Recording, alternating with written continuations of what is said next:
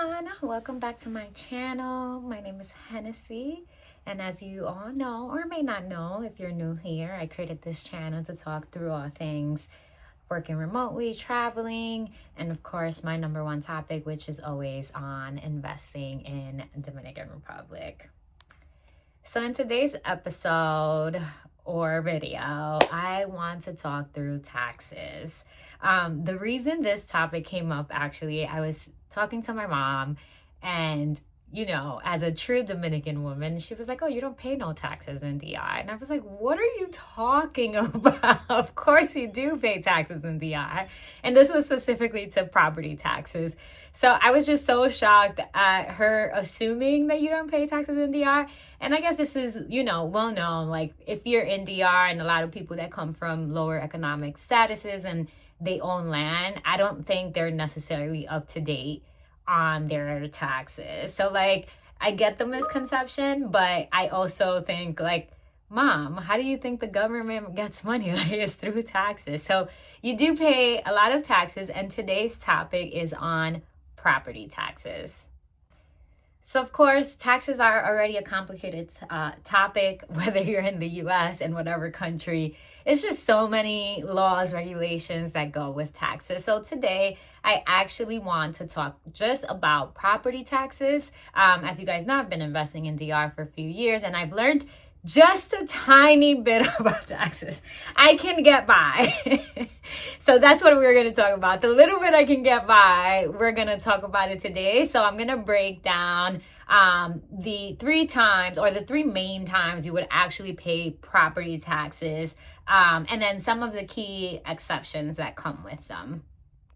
So the first time you're going to be paying property taxes is when you actually buy a property. As the buyer, you're actually going to pay 3% of a transfer tax to get like the title under your name. So, like, let's say you are buying a property that's $150,000, you're going to be paying $4,500 in taxes to be able to transfer that title.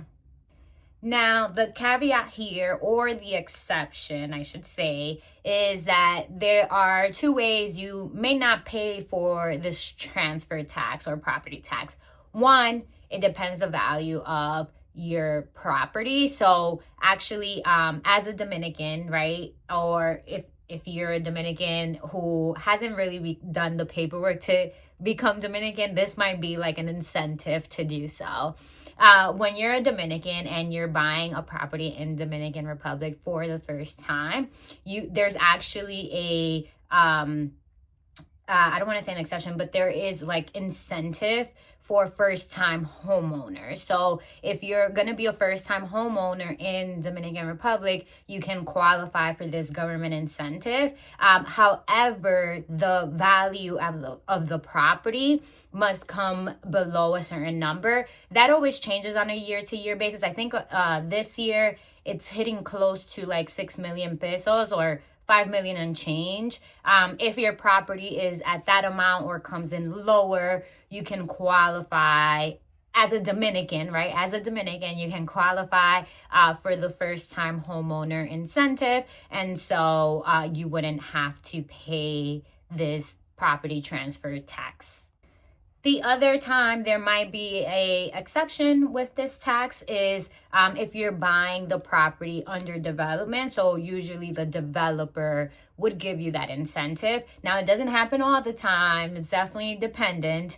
So that would be something that you should ask if you're buying a property that's under construction, because you can ask the builders if they would give you the incentive of, covering the cost of the transfer tax.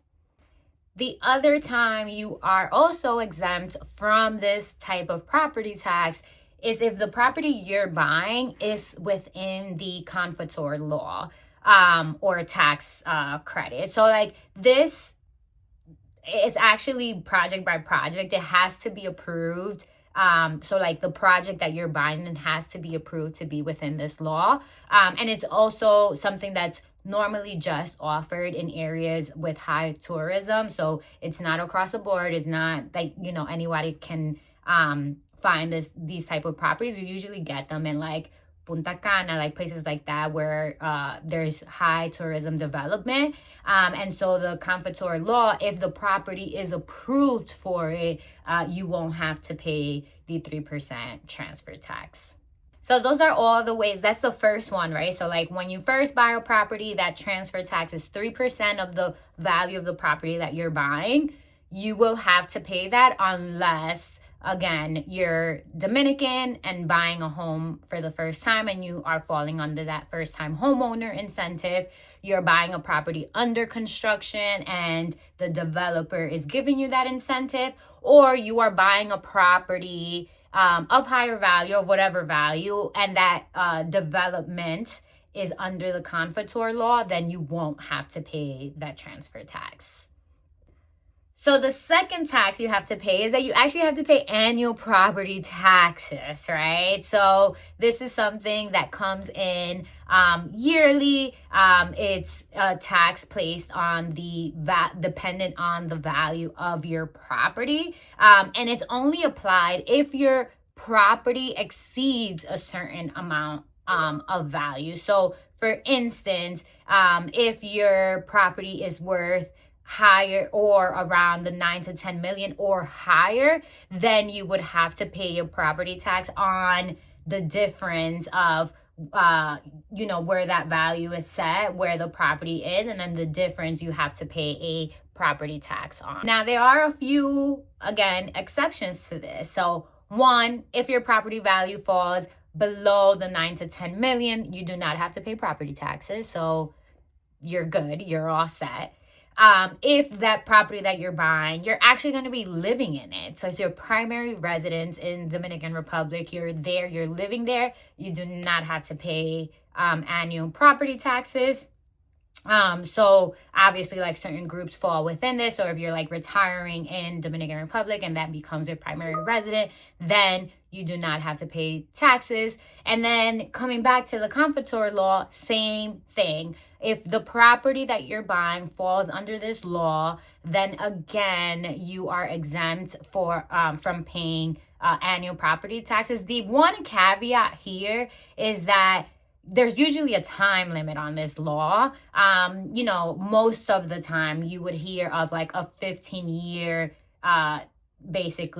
tax exemption. So like for 15 years, you won't have to pay annual property taxes if the property that you're buying falls under this. So again, to wrap it up, right? You have to pay annual property taxes in Dominican Republic if your property is of 9 to 10 million or more. The exceptions are if the property falls under the Confitor law, you may not have to pay property taxes for 15 years. If that's your primary residence and it's considered that. And of course, if the property itself just doesn't fall below that value, then of course you don't have to pay any taxes. So again, second tax, and those are the exemptions. Okay, so again, when you're buying a property, you're paying for property taxes. Annually, you're paying for property taxes if the value of your property fall higher than a certain amount. And then last but not least, if you're selling your property, you have to pay taxes, okay? You do that everywhere. You pay taxes. In DR, you pay capital gain taxes. So typically on the amount of money that you make from selling that property. Now, I guess not exceptions, but there are a few nuances to that, right? If they consider that you didn't make a significant profit, then you won't have to pay taxes. Again, speak to your lawyer. Get people involved. I can't tell you the details because I'm learning myself, okay? The other part to that is that you're only paying taxes on the amount that's declared as value, not of like the market price. So like the declared value from that property is what you're going to be paying taxes on. And then another one that's like more of a nuance, it's like if the property is under like a company type of tax structure, then there's again some implications. I don't know much. I don't know. You tell me. I'm learning with you. So again, the three major ways that you pay property taxes: when you are buying, when on an annual basis if your property is falling under a certain threshold, and then 3 when you sell. So again, the biggest misconception, or at least from the conversation I had with my mom, was that you don't pay property taxes, but you do, okay? And there's definitely a lot of nuances to it. There's a lot of exceptions. And just like in the US, it's a very complicated process and topic. There are also other ways you can pay taxes. This is just like the biggest ones that I've seen myself. So of course, make sure that you are consulting your lawyer, that you are well informed, because usually when you're buying a property, it's not just like the value of the property. There's definitely a tax implication to that. So make sure you are aware and asking questions. And as always, if you've made it to the end, thank you so much for watching. See you all next time. Let me know if there are any additional topics you want to talk through, but I always think that taxes is so freaking complicated. I am still learning myself, but this is just what I've gathered so far. So thank you so much for watching. See you all next time.